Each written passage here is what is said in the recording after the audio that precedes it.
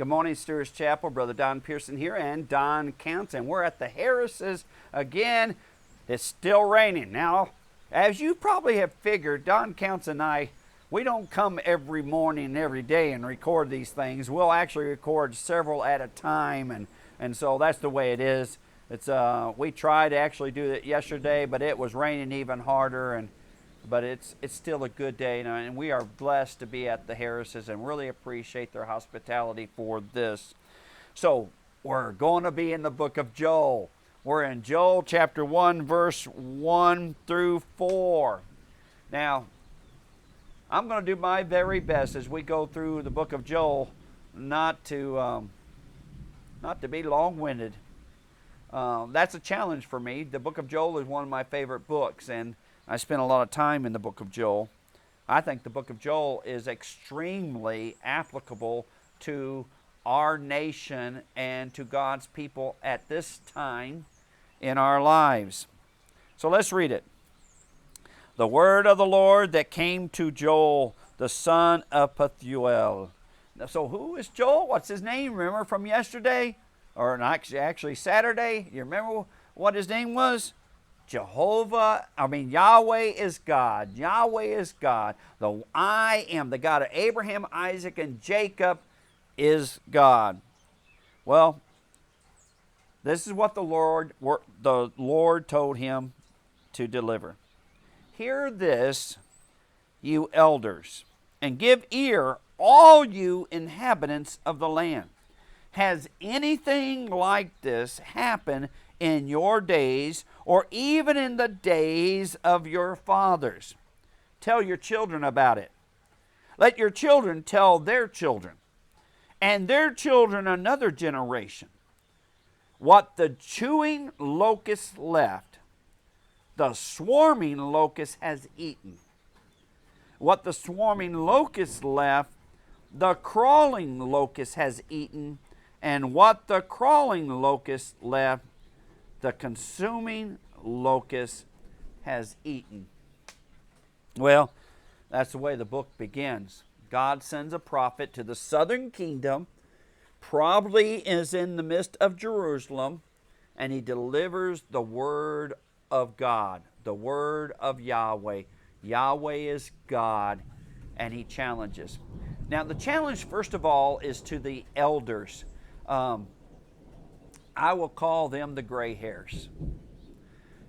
Through the years of doing prayer conferences and revivals, I began to notice something. I see the same thing at my own church, at your church, our church. I see the same thing.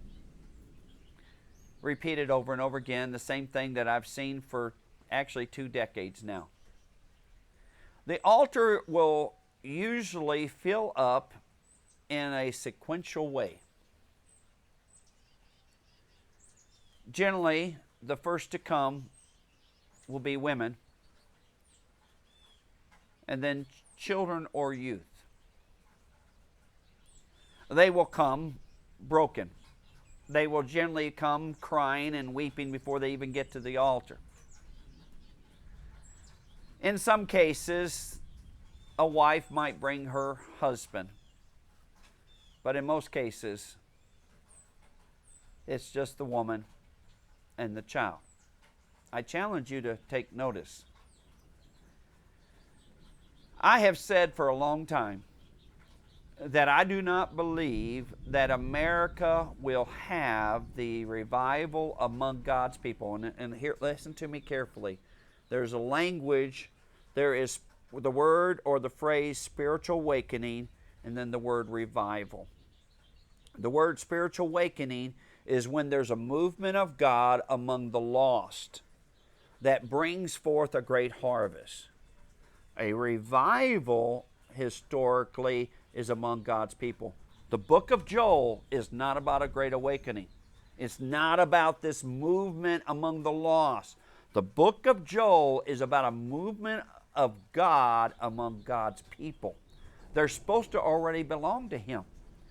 But I have said, by what I have seen and what I learned here from Joel, we will know that revival, true spiritual revival, is not just coming to a church, but to a nation when we begin to see the altar filling up with the gray hairs. God's first command and directive in the book of Joel, though he is going to address all these groups, he's going to address tons of different groups, but his first word is to the gray hairs, to the elders.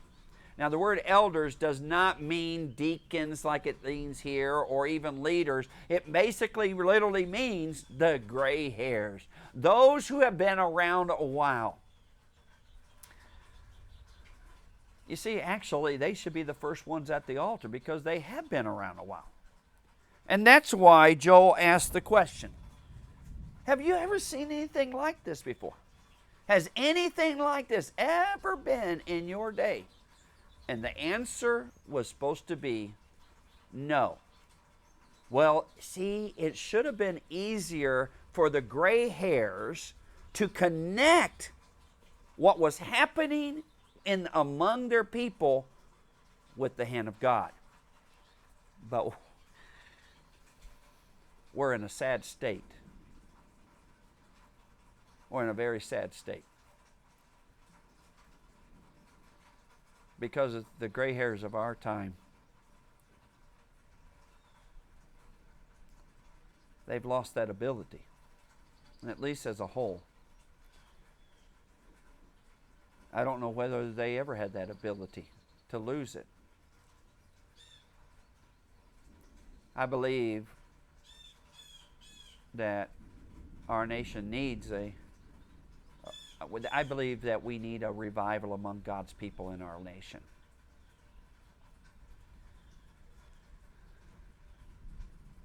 But I don't see the brokenness among the gray hairs. Hear this, you elders, you gray hairs. Has anything like this ever happened in your days? Or even in the days of your fathers? Everything is gone.